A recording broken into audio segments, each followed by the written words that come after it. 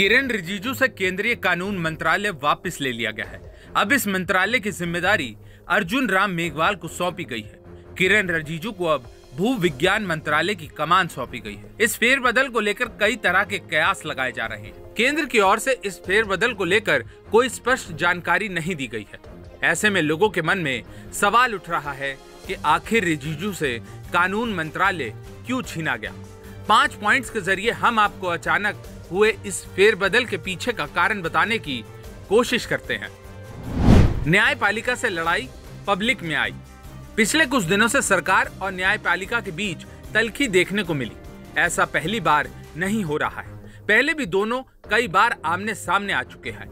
हालांकि ये लड़ाई अंदर खाने ही शांत हो जाती थी, लेकिन पिछले कुछ समय से ऐसा नहीं हो पा रहा है। कॉलिज्म व्यवस्था को लेकर किरेन लगातार न्यायपालिका पर सवाल उठा रहे थे। सार्वजनिक तौर पर वो न्यायपालिका और न्यायाधीशों को लेकर तंज कस रहे थे। इससे न्यायपालिका और सरकार के बीच दूरियां बढ़ गई हैं। रविशंकर की राह पर थे रिजिजू।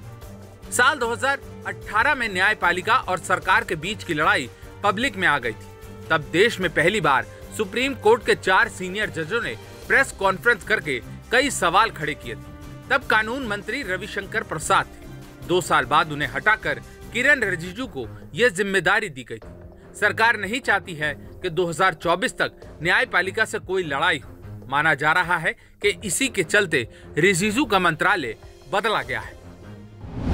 बयानबाजी के चक्कर में फंसे रहे रिजिजू। कानून मंत्री रहते हुए रिजिजू लगातार न्यायपालिका पर सवाल उठा रहे थे। वहीं न्यायपालिका भी इस मसले पर गंभीर थी।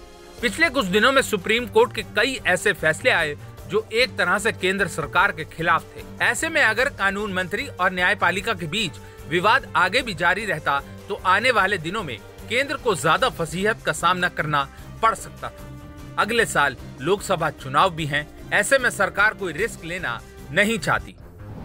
अरुणाचल में है रिजिजू की जरूरत। रिजिजू अरुणाचल प्रदेश से चुनकर संसद पहुंचे हैं, जहां अप्रैल 2024 में विधानसभा चुनाव भी होने वाले हैं। ऐसे में संभावना जताई जा रही है कि चुनाव की तैयारियों के लिए रिजिजू को फ्री किया गया।